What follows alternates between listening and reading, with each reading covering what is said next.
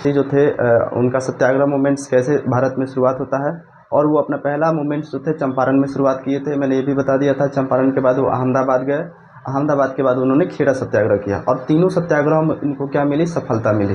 यानी तीनों जगह से इनको जय जयकार हुआ। धीरे धीरे महात्मा गांधी एक तरह से सुपर हीरो के रूप में उभर कर आने लगे, लोग महात्मा गांधी को पहचानने लगे। और चंपारण सत्याग्रह की वजह से ही रविन्द्रनाथ टैगोर ने गांधी जी को महात्मा की क्या की थी, महात्मा गांधी का जो ख्याति था धीरे धीरे पूरे देश स्तर पर क्या होने लगा था, पूरी तरीके से फैलने लगा था। अब होता क्या है, हम जानते हैं कि 13 अप्रैल मतलब अप्रैल 1919 में, यानी 1914 से लेकर 13 से लेकर 19 तक का जो फेज रहा है, लगभग फर्स्ट वर्ल्ड वॉर का फेज रहा है। अब इस फर्स्ट वर्ल्ड वॉर के समय में हम ये भी जानते हैं कि भारत के कई सारे सैनिक जो थे अंग्रेजों के साथ मिलकर लड़ाई किए थे। अब भारत की स्थिति भी बहुत बिगड़ चुकी थी।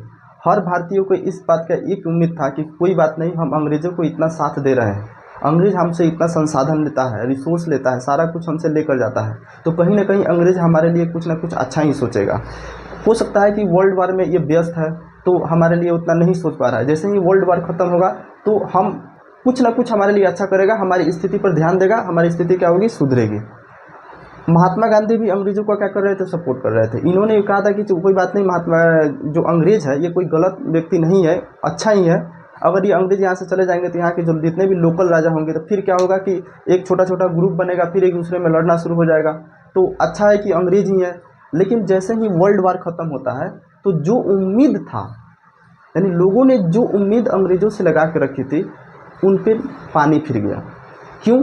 क्योंकि अंग्रेज उल्टा में ही भारतीयों पर क्या आरोप लगा दिए कि तुम हमारे हमारे युद्ध में व्यस्त रहने के बाद तुमने हमारे पीठ पीछे कई सारा क्रांतिकारी एक्टिविटी कर दिया है, तो हमारे ही खिलाफ तुम लोग क्या कर रहे हो, जुलूस कर रहे हो, सत्याग्रह मूवमेंट्स कर रहे हो, क्या कर रहे हो, क्या नहीं कर रहे हो। यानी तुम लोगों की जो मतलब एक तरह से क्या है, सिचुएशन जो है बहुत हद तक बढ़ गया है। अब क्या होगा कि उनके लिए तुम्हारे लिए कुछ ना कुछ नियम लगाना पड़ेगा। अब इन्होंने क्या किया, अंग्रेजों ने क्या किया, भारतीयों के विरुद्ध एक ऐसा नियम लाया जिस नियम को महात्मा गांधी ने कहा कि ये जो नियम है एक काला कानून है, और उस समय के जो भारतीय जो लोग थे इस कानून से पूरी तरीके से उनका खून खौल उठा। और वो कानून क्या था, उस कानून का नाम था रॉलेट एक्ट। देखिए, रॉलेट एक्ट। और रॉलेट एक्ट किसके नाम, सर सिडनी रॉलेट एक्ट की अध्यक्षता में इसको पारित किया गया था। रॉलेट एक्ट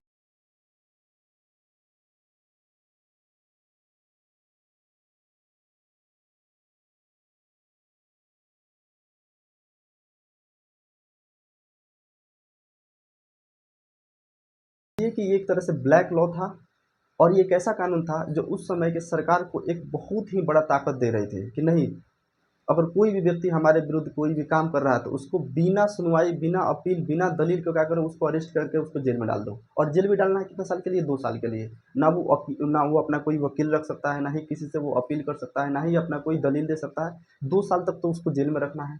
2 साल के बाद तब उसकी सुनवाई होगी। अब किसी पर भी कोई भी पॉलिटिकल लीडर है, अगर मतलब शांति से जुलूस भी निकाल रहा है तो उसको हाथ में हथकड़ी डाल के उसको जेल में डाल दो। किसी के ऊपर शक भी हो रहा है कि हाँ ये हो सकता है, तो उसको क्या करो, उसको उठा के जेल में डाल दो। अब अंग्रेज ने क्या किया कि इस मतलब लॉ के द्वारा जो भी कोई व्यक्ति, अगर जिस पे शक भी होता था, चाहे कोई व्यक्ति झुंड में चाहे कोई ग्रुप में भी अगर कहीं बात वगैरह सब कर रहा है, तो उनके ऊपर उनके भी हाथ में हथकड़ी डाल के क्या किया, जेल में डाल दिया। ठीक है, तो ये जब ये कानून जब पारित हुआ तो पूरे भारतीयों के मतलब उस समय के जो जितने भी भारतीय लोग थे उनके अंदर एक तरह से खून खौलने लगा। महात्मा गांधी ने कहा कि नहीं, ये कोई कानून नहीं है, ये एक तरह से ब्लैक लॉ है, ये काला कानून है, ये एक धब्बा है। ये अंग्रेजी सरकार के हुकूमत में समझिए कि एक तरह से धब्बा की तरह है। ये कौन सा कानून है, ब्लैक लॉ कानून है। अब इस कानून को दबाने के लिए फिर क्या होगा, उन्होंने बोला कि अंग्रेजों को इस कानून को क्या करना है, वापस लेना पड़ेगा। और इसके लिए उन्होंने एक मूवमेंट्स की फिर बात की, और वो कौन मूवमेंट्स था, सत्याग्रह मूवमेंट्स। और सत्याग्रह मूवमेंट्स की बात की कि कोई बात नहीं, हमारा सत्याग्रह मूवमेंट्स जिंदाबाद है। सत्याग्रह मूवमेंट्स क्या था, सत्याग्रह मूवमेंट्स मैंने आपको बता दिया था कि इसमें किसी प्रकार का अहिंसा का बात नहीं करना है, अंग्रेजों के सामने बिल्कुल शांतिपूर्ण तरीके से, बिल्कुल एकदम बुद्ध की अवस्था में जाके बैठ के उससे क्या करना है, अपने उनको उनको एहसास करवा देना है कि नहीं, जो तुम ये काम कर रहे हो गलत कर रहे हो। और इस तरीके से एक दिन रखा गया, वो दिन था 6 अप्रैल 1919। याद रखिए, पूरे देश में हड़ताल लगाने की बात की गई 6 अप्रैल 1919 को। और लेकिन ये सबसे ज़्यादा प्रभाव देखने को मिला पंजाब साइड में। ये जो नॉर्थ जो इलाका है, नॉर्थ साइड की जो इलाका है, नॉर्थ जो इंडिया है, यहीं पे इस हड़ताल का सबसे ज़्यादा प्रभाव देखने को मिला। और इस सबसे ज़्यादा प्रभाव कौन स्टेट में, पंजाब में देखने को मिला। अब पंजाब में क्या हुआ, वहाँ के जितने भी शहर है, गांव है, सब जगह क्या होने लगा, दुकानें बंद हो गई, लोग क्या करने लगे, हड़ताल करने लगे। और तो और वर्कर्स जितने भी थे सब उन्होंने क्या किया, काम छोड़ दिया, स्ट्राइक पे सब चला गया सब। इसी समय में महात्मा गांधी को बोला गया कि तुमको दिल्ली में नहीं आना है।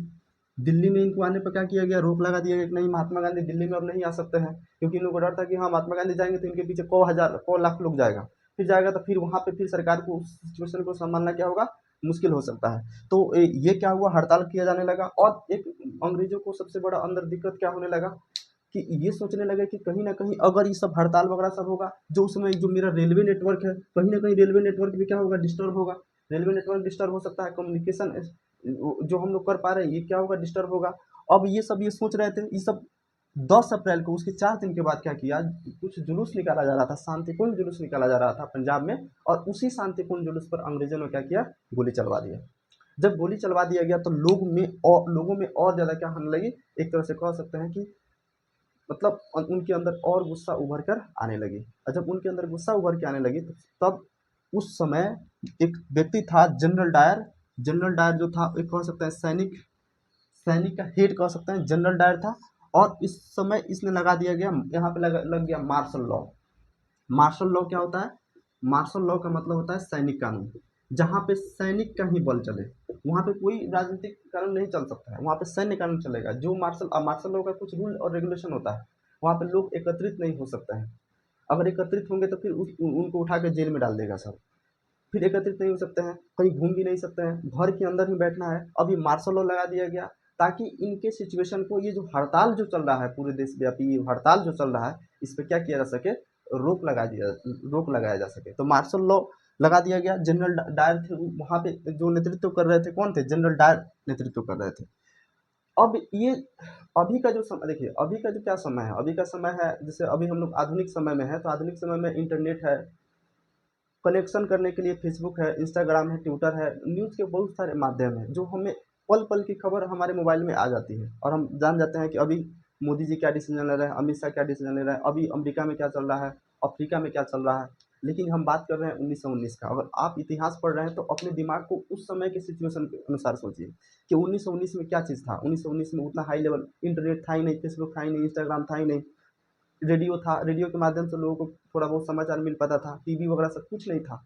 मतलब संचार का माध्यम तो समझिए कि उतना नहीं, वगैरह सब चिट्ठी पत्र चल रहा था। तो जब ये मार्शल लॉ लगा दिया गया तो पूरे देश में, यानी पूरे वहाँ के पंजाब के लोगों को पता नहीं था कि मार्शल लॉ लगा है। वहाँ लोकल स्तर पे पता है कि चलो भाई मार्शल लॉ लगा है। अब धीरे धीरे धीरे क्या होगा, खबर ये पहुंचेगा, अलग अलग जगह हो जाएगा कि हाँ चलो भाई मार्शल लॉ लगा दिया गया है। अब उसके जस्ट 6-7 दिन बाद देखिए, 13 अप्रैल 1919, ये दिन पूरे इतिहास का समझिए कि एक ब्लैक डे के अनुसार कह सकते हैं, एक काला दिन कह सकते हैं। 13 अप्रैल 1919 ये दिन था। और हम बात कर रहे हैं पंजाब की। पंजाब के अमृतसर एक जगह है जालियांवाला बाग। ये जो जालियांवाला बाग जो है ना, यहाँ पे एक ऐसी घटना घट गई जो आज भी इसको पढ़कर आंखें जो है बिल्कुल नम हो जाती है कि हाँ उस समय के मतलब इतना बर्बरतापूर्वक अंग्रेजों के इतना घिनौना रूप देखने को मिला, जिसको पढ़ के अंदर से एक तरह से कहिए कि खून खौल उठता है। और वो दिन था 13 अप्रैल 1919, जगह था जालियांवाला बाग। और 13 अप्रैल को एक बैसाखी पूर्णिमा जो पंजाब में मनाया जाता है, ये फसल का त्यौहार होता है, बैसाख पूर्णिमा, ये एक तरह से त्यौहार होता है। और यहाँ पे एक मेला भी लगता था। 13 अप्रैल को एक मेला भी लगा था जालियांवाला बाग में, बैसाखी फेयर, इसको कौन फेयर कहते हैं, बैसाखी फेयर कहते हैं। अब ये हुआ कि जो मेला लगा था एक बहुत बड़ा कहिए कि ग्राउंड था, एक बहुत बड़ा ग्राउंड था। अब इसी में सभी लोग क्या करते हैं, बहुत ऐसे बच्चे बच्चे थे, बच्चे की माँ थी, मतलब बीवी बच्चे, छोटा बच्चा, बुजुर्ग औरत, बुजुर्ग पुरुष, कई तरह के लोग मेला घूमने के उद्देश्य से गए थे। बहुत लोग इसमें क्रांतिकारी लोग भी गए थे, बहुत लोग किसी को पता भी था कि चलो भाई ये जो रॉलेट एक्ट लगाया गया है इस पर हम लोग कुछ इस पर विचार कर सके कि अंग्रेजों ने कितना गलत कानून लगा दिया है। तो बहुत कुछ लोग ऐसे थे जो इस उद्देश्य के साथ गए थे कि इस पर हम डिस्कस करेंगे। अब गांव के लोग ऐसे गए थे, यहाँ पर गांव के लोग को अभी पता भी नहीं था कि हाँ ये मतलब मार्शल लॉ लगा है, किसी को पता नहीं था। दूसरा चीज़ था मेला लगा था, तो मेला लगा है तो स्वाभाविक सी बात है कि यहाँ पे जाने वालों की संख्या क्या होगी, बढ़ेगी।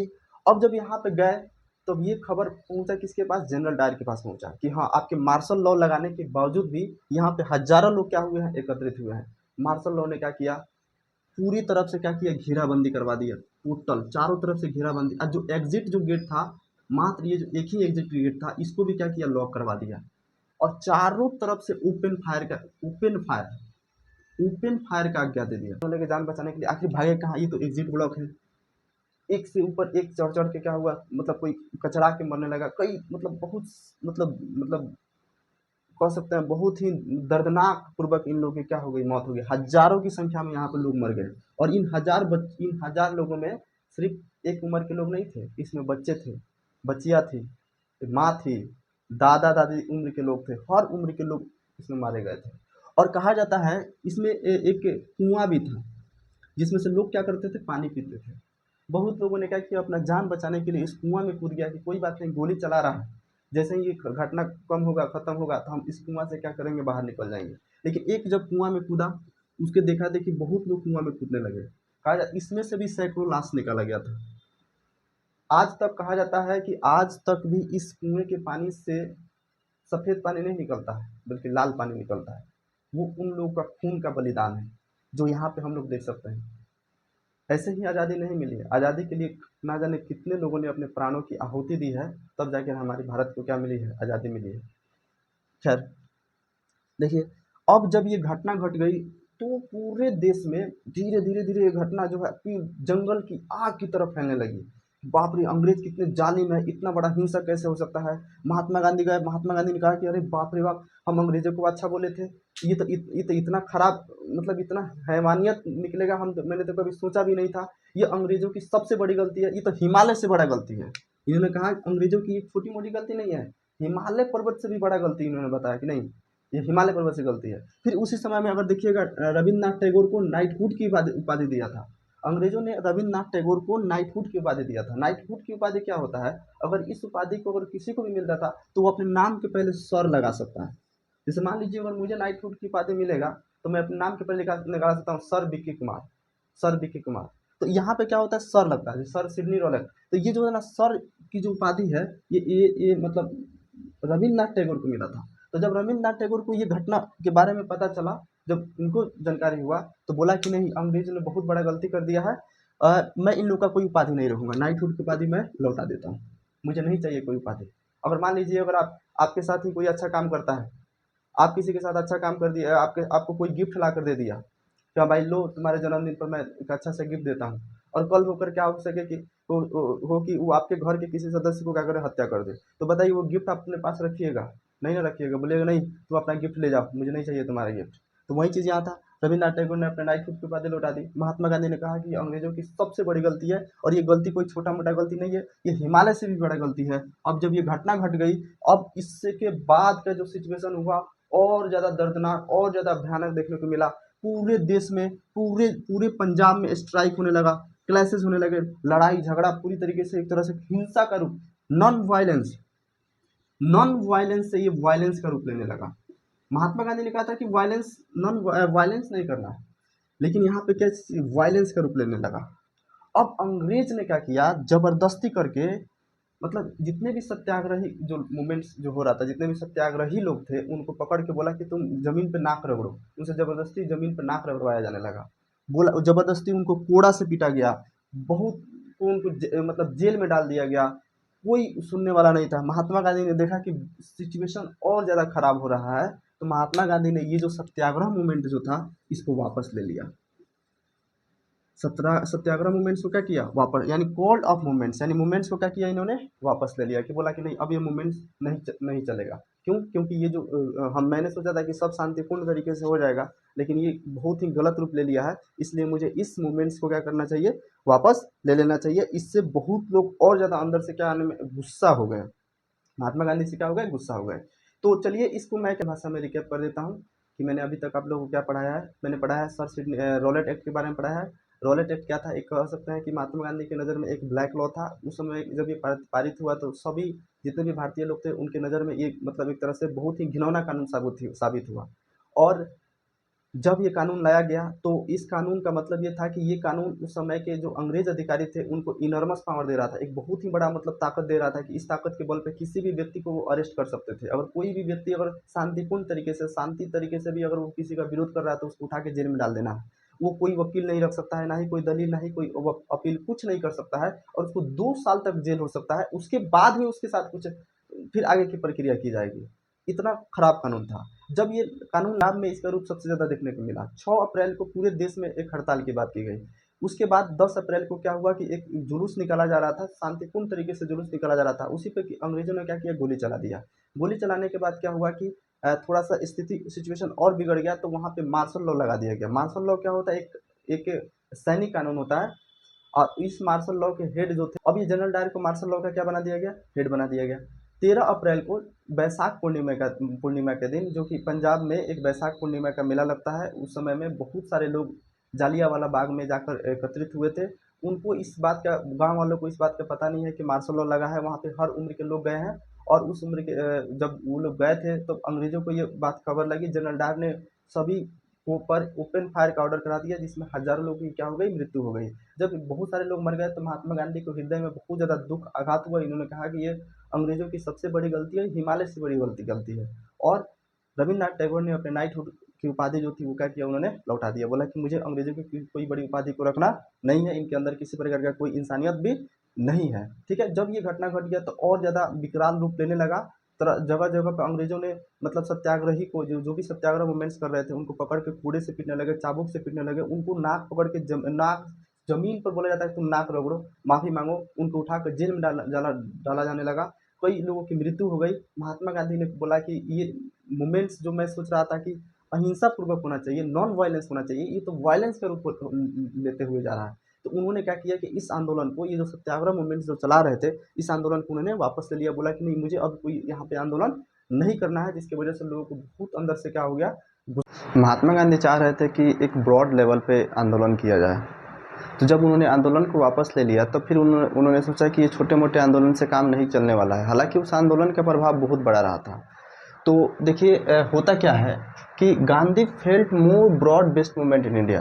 गांधी ने क्या सोचा कि भारत में एक बहुत ही बड़े लेवल पे आंदोलन करने की ज़रूरत है, तब जाके काम बन सकता है। तो इसके लिए उन्होंने एक चीज़ ये सोचा कि बिना हिंदू और मुस्लिम को एक साथ लाए ये चीज़ संभव नहीं है। जब भारत में हिंदू और मुसलमानों के बीच में अगर एकता रहेगी, तभी जाके ये संभव हो सकता है कि हम अंग्रेज़ों के खिलाफ अच्छा से हम आंदोलन कर सकें। लेकिन जैसे ही हिंदू और मुस्लिम के बीच में बिखराव रहेगा, तो फिर एक तो अंदर से इधर भी टसल रहेगा, फिर अंग्रेज़ों के प्रति टसल रहेगा। तो महात्मा गांधी ने पहले ये सोचा कि पहले मेरा काम ये रहेगा कि मैं हिंदू और मुस्लिम को मैं एक करूं, तब उसके बाद क्या करूं, आंदोलन करूं। तो फिर वो कोई एक तरीका ढूंढ रहे थे जिससे कि, मतलब क्या हो सके, जिससे कि हाँ, मुझे कोई एक ऐसा तरीका मिल जाए जिससे कि मैं हिंदू और मुसलमानों को एक कर सकूं। तो उनके लिए एक ऐसा तरीका मिला, जैसे देखिए, जब हम जानते हैं कि जैसे इंग्लैंड जो था, इंग्लैंड फर्स्ट वर्ल्ड वॉर में लड़ाई लड़ रहा था, तो इसके खिलाफ था तुर्की अंग्रेज़ों के खिलाफ लड़ रहा था। और यहाँ पे है इंडिया। तो इंडिया के जितने भी सारे लोग गए थे लड़ाई लड़ने के लिए इंग्लैंड के पक्ष में, तो इसमें हिंदू और मुस्लिम दोनों थे।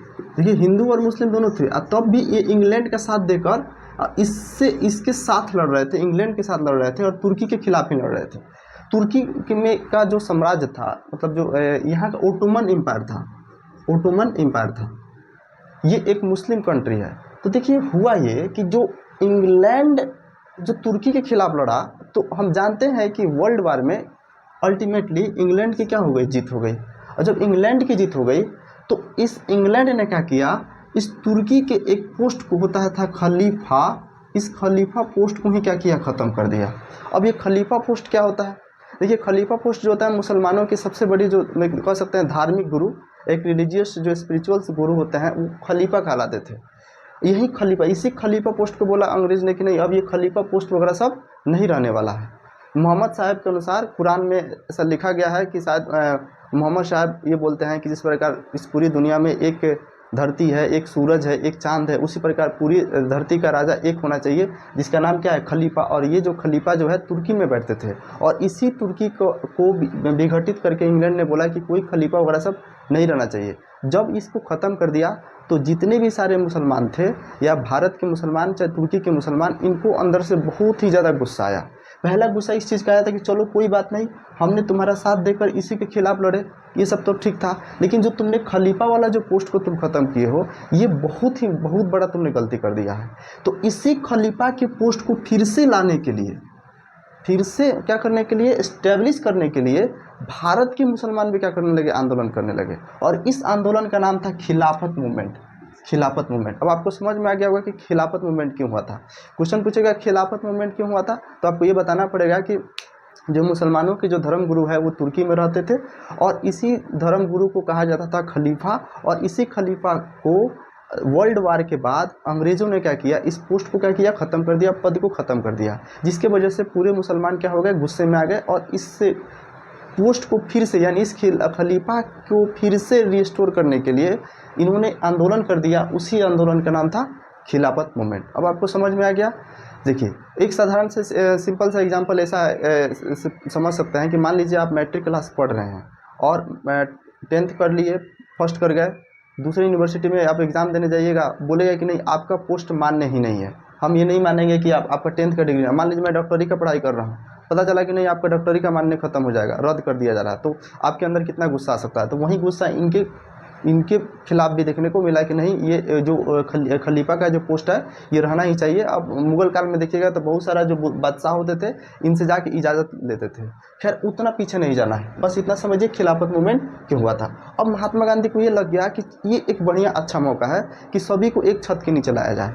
क्यों? क्योंकि खिलाफत मूवमेंट करने वाले मुख्य रूप से कौन थे, मुसलमान थे। क्योंकि मुसलमानों की अपनी निजी समस्या थी, क्योंकि उनके पोस्ट को क्या किया गया, पद को क्या किया था, अंग्रेज़ों ने हटा दिया था। और अंग्रेज़ों से ये चाह रहे थे कि ये फिर से क्या करे, बदला ले। और ये चाह रहे थे कि अंग्रेज़ों से ये चाह रहे थे कि अंग्रेज़ फिर से खलीफा का जो पद है फिर से वो क्या करे, इस्टेब्लिश करे, उसको स्थापित करे।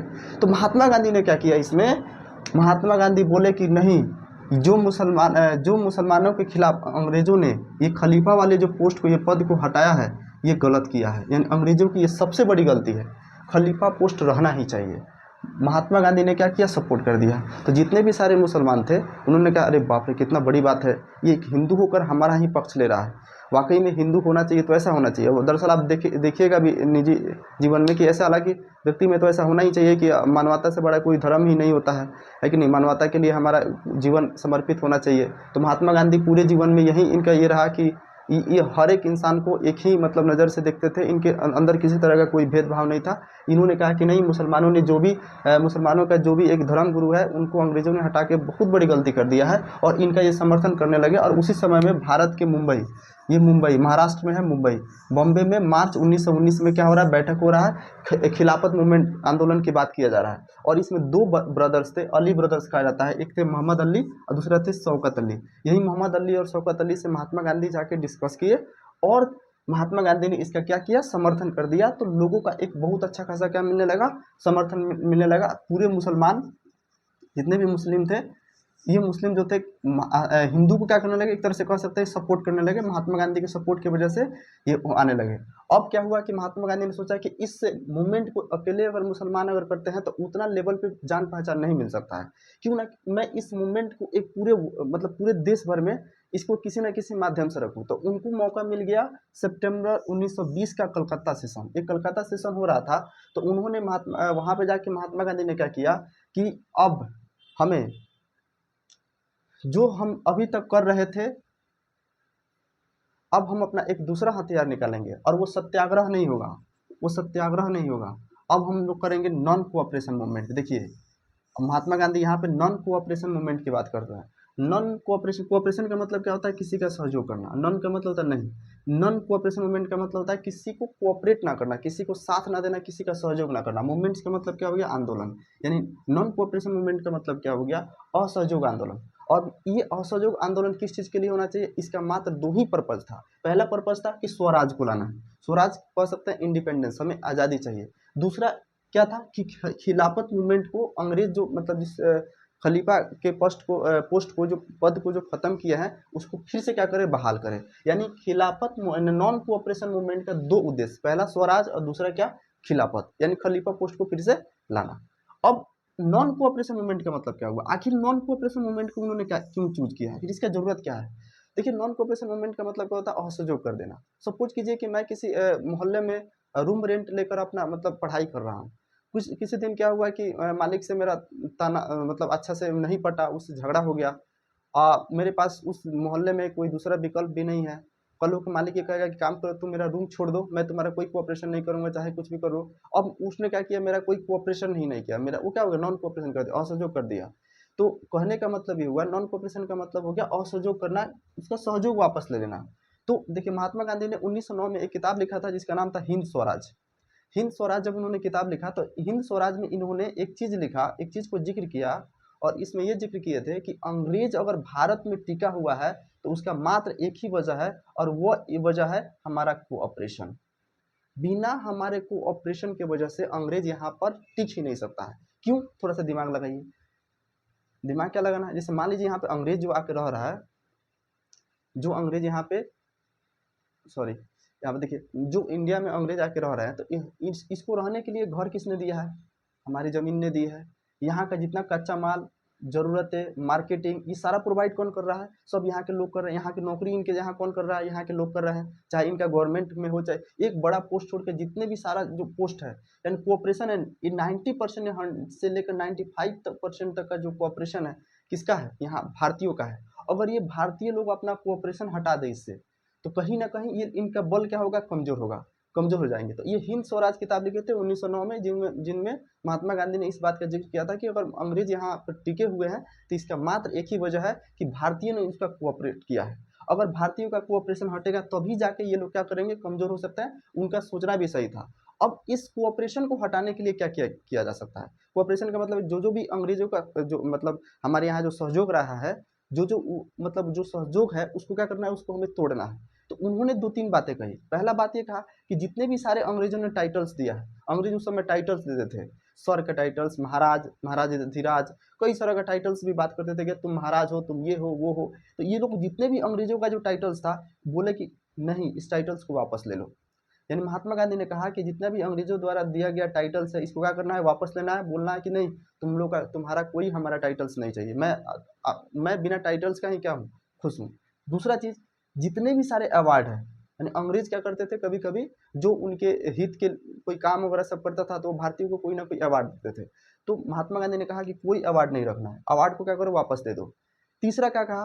बॉयकॉट करना है, बहिष्कार। बॉयकॉट का मतलब होता है बहिष्कार। हर चीज़ का बहिष्कार करना है। चाहे अगर कोई भारतीय अगर आर्मी में नौकरी कर रहा है तो नहीं, आर्मी का नौकरी छोड़ दो।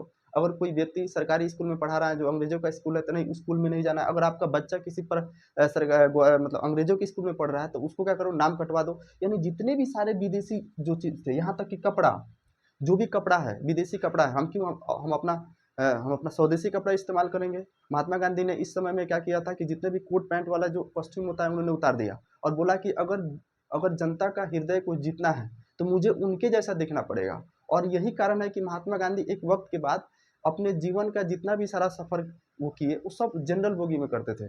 कोई बड़ा एसी बोगी या बड़े बोगी में नहीं, क्योंकि उनका मानना था कि नहीं, मैं इनके बीच में रहूंगा तभी तो ये मतलब मैं इनके दिल तक, उनके हृदय तक पहुंच पाऊंगा। तो ये जितने भी सारे यात्रा करते थे, पैदल यात्रा करते, अब इनका दांडी मार्च पढ़िएगा, चाहे रेल में भी सफर कर रहे हैं तो कोई हाई बोगी में नहीं, नॉर्मल बोगी में, जहाँ पे नॉर्मल लोग हैं।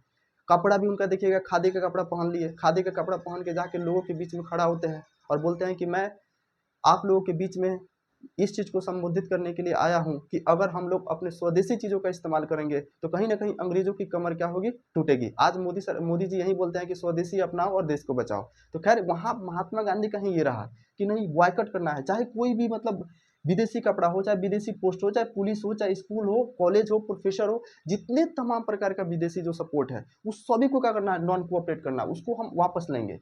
अब ये सब चीज़ बोले, हालांकि ये सुनने में बड़ा अच्छा लग रहा था, सही भी था, इसका प्रभाव भी अच्छा खासा दिख रहा था। महात्मा गांधी से लोग इतना ज़्यादा खुश हुए, इतना खुश हुए कि सभी लोग उस समय, चाहे महिला हो चाहे पुरुष हो, सब लोग घर से बाहर निकल गए। जितने विदेशी कपड़ा थी सब ला के सड़क पर आके जलाया जाने लगा। पूरे हाई लेवल पे लोग कई कई लोगों ने अपना सरकारी नौकरी छोड़ दिया, आर्मी के पोस्ट से रिजाइन दे दिया, स्कूल पढ़ा रहे थे तो स्कूल छोड़ दिया। कई लोगों ने अपना बच्चों का नाम स्कूलों से कटवा लिया, मतलब प्रोफेसर के पोस्ट पोस्ट पर थे, उससे अपना नाम कटवा लिया। जितने भी सारे मतलब विदेशी जो मतलब चीज़ें थी, सबसे धीरे धीरे क्या हो गए? लोग कन्नी काटने लगे।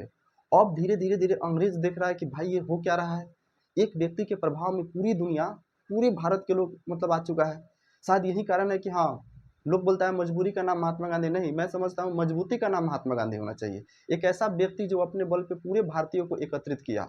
आज सोशल मीडिया का युग है, आज थोड़ा सा देख कर के कोई देख ले तो, और इनके आंदोलन में हर तरह के लोग थे, अनपढ़ हो चाहे ग्रेजुएट हो, हर तरह के लोग महात्मा गांधी को एक अपना समझते थे कि हाँ ये व्यक्ति हमारे लिए सोच रहा है। ये थे महात्मा गांधी, यही महात्मा गांधी का प्रभाव रहा है। अब फिर एक और सवाल इसमें उठने लगा कि अगर एक बात बताइए कि अगर सरकार, अगर अंग्रेजी सरकार अगर फिर से इसको रिप्रेस करने की बात करे, रिप्रेस का मतलब क्या होता है, दबाने की, कुचलने की बात करे, कि अगर हम मान लेते हैं अवार्ड वापस करेंगे, टाइटल्स वापस करेंगे, बॉयकट करेंगे, स्कूल पुलिस वगैरह सबको हम ये सब चीज़ पोस्ट को छोड़ते हैं, तो कहीं ना कहीं अंग्रेज यहाँ तो चुप बैठने वाला नहीं है, कुछ ना कुछ तो अपना बुद्धि लगाएगा, कुछ ना कुछ तो इसमें करेगा। हो सकता है कि ये ऐसा टॉर्चर करे, उठा के जेल में डाल सकता है, कुछ भी तो कर सकता है। इसके लिए हम क्या कर सकते हैं?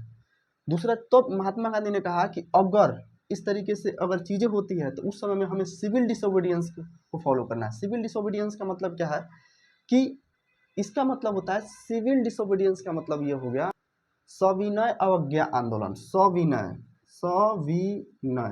सविनय का मतलब क्या हो गया, विनय पूर्वक। अगर कोई अंग्रेज आके बोलता है कि तुम ऐसा क्यों किए हो, तुमको फिर से चलना है, तो उसके सामने हाथ जोड़ लेना है विनय के साथ। विनय का मतलब प्रेम के साथ। और डिसोबीडियंस मना करना है कि नहीं, अब हम आपके पास नहीं जाएंगे, आप जाइए, मैं खुद रहूँगा, मैं आपका कपड़ा नहीं पहन सकता हूँ, मेरा खादी का कपड़ा ही बहुत है, हम चरखा काट लेंगे, हम पैदल चल लेंगे, मेरा बेटा भले आपके स्कूल में नहीं पढ़ेगा, कोई बात नहीं है, हम उसके लिए दूसरा स्कूल खोलेंगे, चाहे नहीं अनपढ़ ही रह जाएगा, लेकिन अपने बेटे के स्कूल में, आपके स्कूल में नहीं भेज सकते हैं, कोई बात नहीं, हम भूखे मर जाएंगे, लेकिन हम आपके विद्यालय में नहीं पढ़ा सकते हैं, कोई बात नहीं, हम नहीं लड़ेंगे, भले हमारा परिवार भूखे मरेगा, लेकिन हम आपके सैनिक में भर्ती नहीं होंगे। उसके सामने क्या करना है, हाथ जोड़ लेना है। सिविल डिसोबीडियंस ऐसा भी नहीं है कि आपको सीना तान कर कि हाँ नहीं, हम नहीं करेंगे, ये नहीं करेंगे। क्यों? ये महात्मा गांधी बिल्कुल अहिंसा के खिलाफ थे। इन्होंने कहा कि नहीं, अहिंसा किसी भी प्रकार की सूरत में ठीक नहीं है, अहिंसा करना ही नहीं है। अगर अंग्रेज कुछ ऐसा करता भी है तो उनके सामने सिविल डिसोबीडियंस को फॉलो करना है। Civil disobedience